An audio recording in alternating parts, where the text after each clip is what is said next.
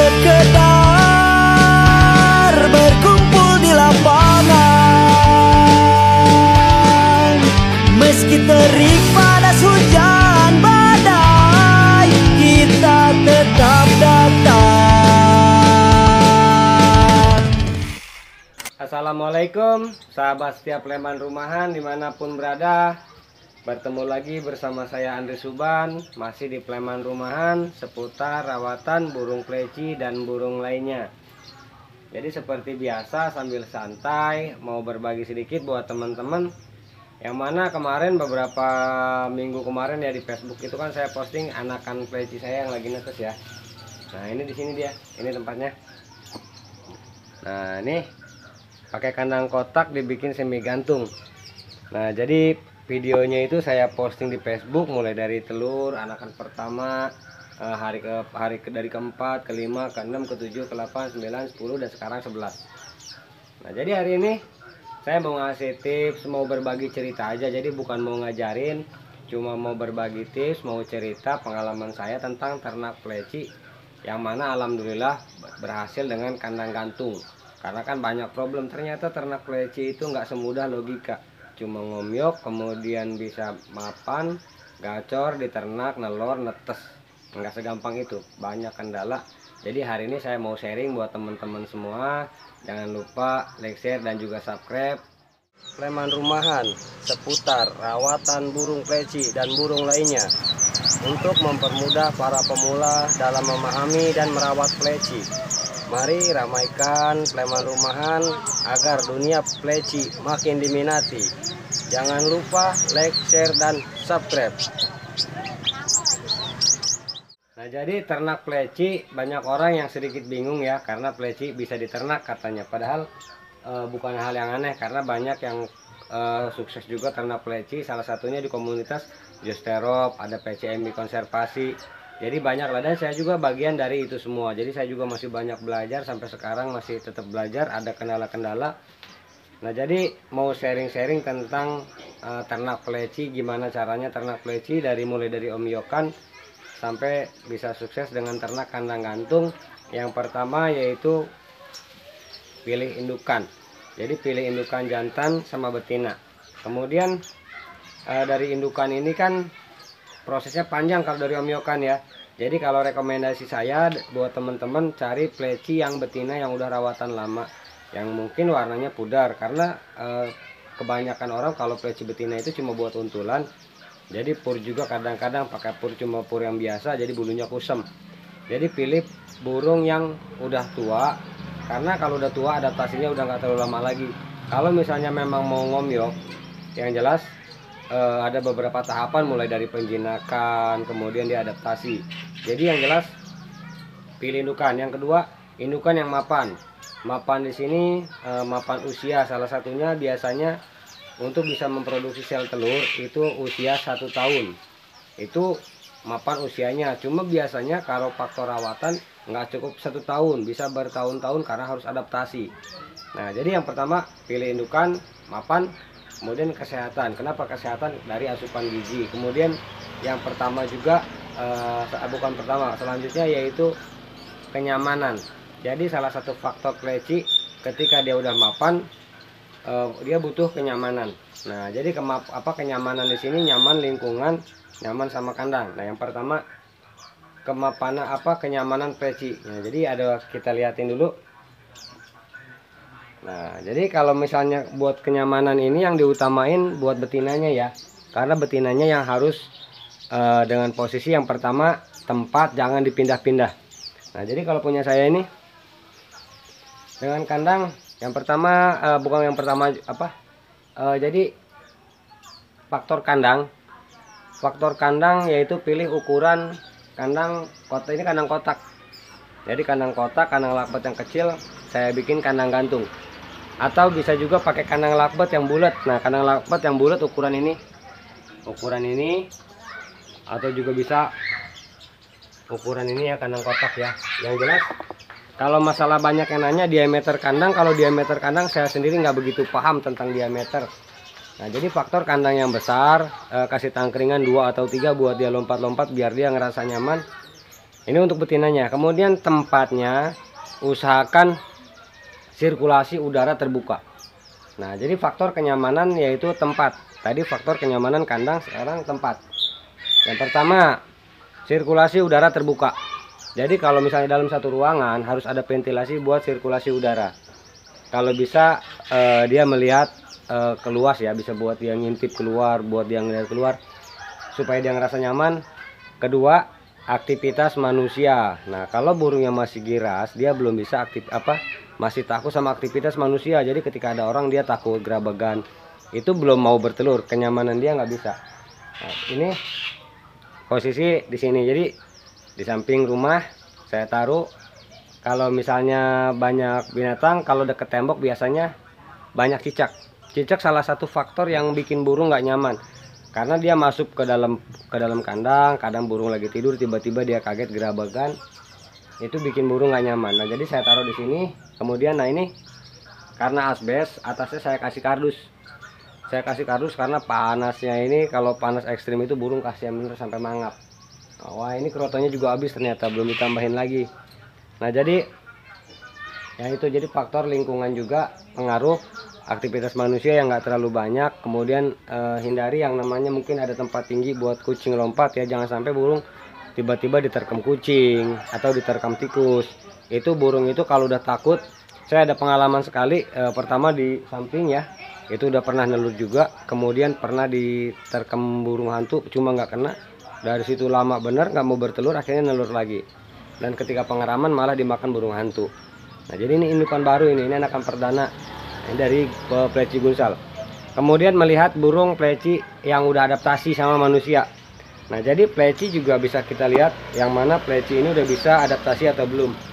Nah, jadi utamakan fokus ke betina, karena kalau untuk jantan itu yang penting dia dewasa, kemudian dia birahinya tinggi, dia buat kawin. Jadi walaupun dia masih giras, yang penting dia birahinya tinggi, dia udah mapan. Jadi buat membuahi telur nggak masalah, dicampur kemudian biar dia kawin. Nah, jadi betinanya, contoh pleci yang udah ngerasa nyaman. Jadi saya mau ngasih contoh juga ya. Nah, jadi tanda-tanda pleci, cuma ini betinanya saya nggak ada lagi, betina cuma satu, karena yang lain udah saya kasihin ke orang ya, ke teman-teman biar rame yang ternak. Dan alhamdulillah juga ada satu rekan di Serdang katanya udah bertelur, cuma belum tahu ngerem apa belum. Nah, ini kalau udah kayak gini, ini burung lama bener, jadi dia udah anteng, jadi udah nggak takut manusia. Ini udah bisa. Nah, kalau misalnya, nah ini sekali lagi ya. Ini yang saya contohin ini pleci jantan, cuma buat betinanya. Jadi kalau misalnya betina jantan mah nggak masalah.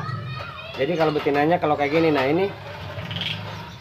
Jadi kalau masih cuma lompat-lompat gini dia udah ngerasa nyaman, nggak masalah, dia nggak gerabagan. Yang nggak bisa itu yang masih gerabagan. Contohnya, nah contohnya seperti ini.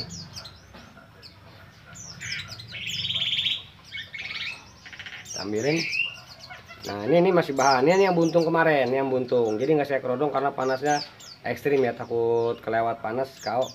Jadi kalau burung masih takutan, masih kayak gini, ini nggak bisa diternak.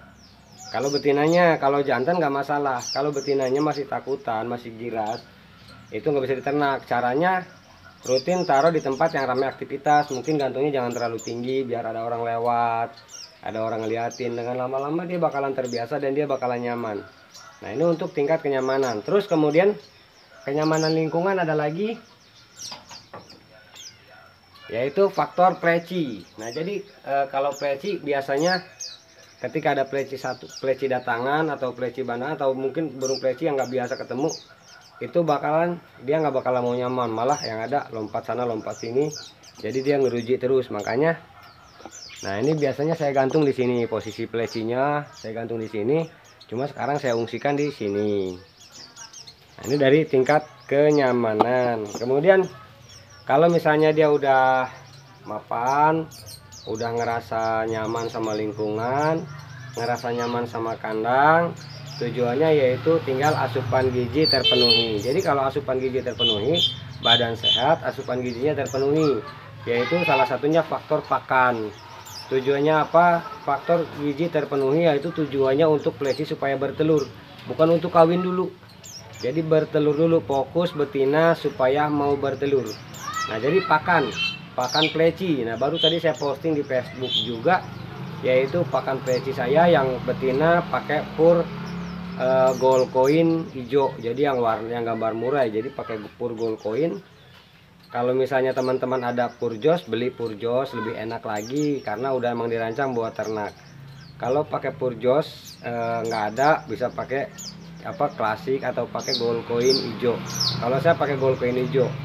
Terus buah, nah buah ini rutin, jadi buah harus dikasih rutin setiap hari kalau bisa. Kalau nggak bisa ya dijarang-jarangin, cuma jangan terlalu lama kosongnya. Buah rutin dikasih. Kemudian serangga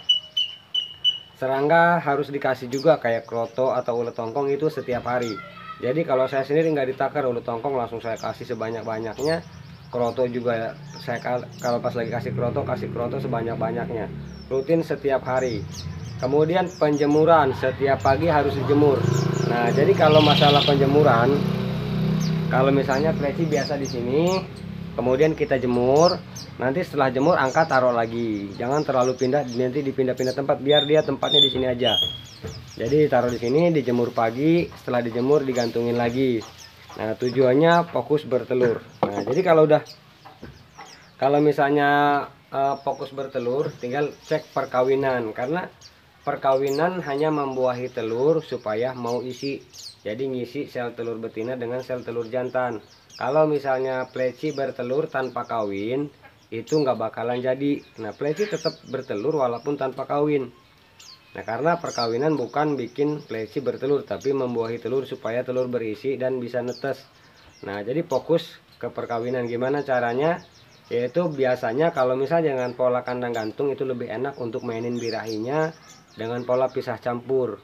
Jam perkawinan pleci biasanya pagi ketika jam 6, jam 7 itu jam kawin, jangan dipisah.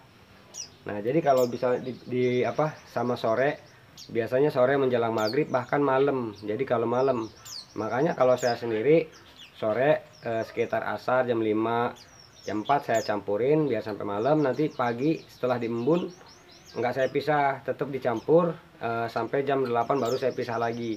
Jadi dipisah dari jantan itu dari jam 8 atau jam 9 pagi sampai sore baru saya campur lagi, rutin setiap hari. Nah untuk tujuannya biar dia mau kawin. Kalau misalnya kita udah pisah campur, si betina atau si jantannya udah lama, udah mau ini, udah seperti cocok nyariin, cuma dia nggak mau kawin. Kalau saya sendiri itu dipisah beberapa hari, nggak langsung saya campur. Jadi mungkin 3 hari bahkan 7 hari nggak saya campurin biar birahinya tinggi, yang jantan baik maupun yang betina. Nah kalau misalnya si jantan nggak mau kawin atau si betinanya yang nolak, berarti salah satu pleci itu ada yang birahinya nggak imbang. Tinggal diperhatiin yang jantannya atau yang betinanya, tinggal dibanyakin EF-nya, krotonya. Nah tinggal siapin sarang. Faktor pleci ketika respon itu ketika kita kasih sarang kemudian diacak-acak, itu faktor bagus sebetulnya, karena dia sendiri masih mencoba-coba. Jadi kalau misalnya sarang dirusak, ambil taruh lagi. Cuma kalau misalnya teman-teman taruh sarang buat burung pleci kemudian kita bikin, itu kalau saya sendiri bikin nggak pakai serat nanas, karena saya sendiri pakai pohon pisang. Jadi pohon pisang yang kering saya rendam, kemudian saya ambil serabutnya. Jadi serabut pisang itu kalau misalnya utuh, nggak dimakan, nggak dimainin sama dia, dicuekin aja, itu diambil dulu, pisahin beberapa hari, berarti responnya nggak ada. Nah jadi tinggal konsisten mulai sampai bertelur dan perkawinan. Kemudian faktor pengeraman, yaitu biasanya kalau dalam pengeraman itu jangan dikasih kroto dulu, jangan dikasih ulet dulu, birahinya rendah. Kasih buahnya buah timun, buah pepaya, buah pisang nggak masalah. Kemudian sampai kasih kroto lagi sampai ketika biasanya sepengalaman saya kemarin sampai si betina ngerasa nggak nyaman, jadi dia keluar nyari makan, cuma dia nggak ngambil makan, ke sarang lagi. Itu biasanya dia nyari stok pakan buat anaknya. Nah jadi saya kasih kroto kemarin di usia 9 hari saya kasih banyakin kroto, dan 10 hari dia netes. Nah jadi ketika udah dikasih kroto baru dia mau angkrem lagi, dan hari penetasan dia rutin mandi. Nah jadi buat ternak, kemarin juga ada yang tanya, katanya kalau ternak jangan dimandikan. Sebetulnya salah, karena walaupun ternak dia walaupun sedang mengeram dia tetap mandi untuk menstabilkan suhu badan dia sendiri. Cuma mandinya jangan disemprot, mandinya pakai kandang pakai cepuk besar biar dia mandi sendiri. Nah, rutin tinggal konsisten seperti itu aja. Mudah-mudahan bermanfaat. Jadi buat teman-teman, sekali lagi bukan mengajari apalagi menggurui, sekedar santai sambil berbagi. Buat para suhu juga, para master, mohon koreksinya apabila ada yang salah mohon disampaikan baik di kolom komentar, WhatsApp atau yang lain-lain. Nah, jadi buat teman-teman yang mau ikut ternak itu gabung di kelompok Josterop. Nah, jadi Josterop atau konservasi PCMI. Jadi kita koloni dalam satu wilayah. Itu nanti dapat ring, dapat sertifikat dari ternakan kita. Kalau saya sendiri ya mungkin sangat disayangkan ya, bukan saya nggak mau pakai ring, bukan saya tidak mau mengakui Josterop atau PCMI, dan juga bukan juga PCMI tidak mau mengakui saya, karena memang kepengurusan Josterop ataupun PCMI di Bandar Lampung ini, di Lampung sedang dalam keadaan tidak baik.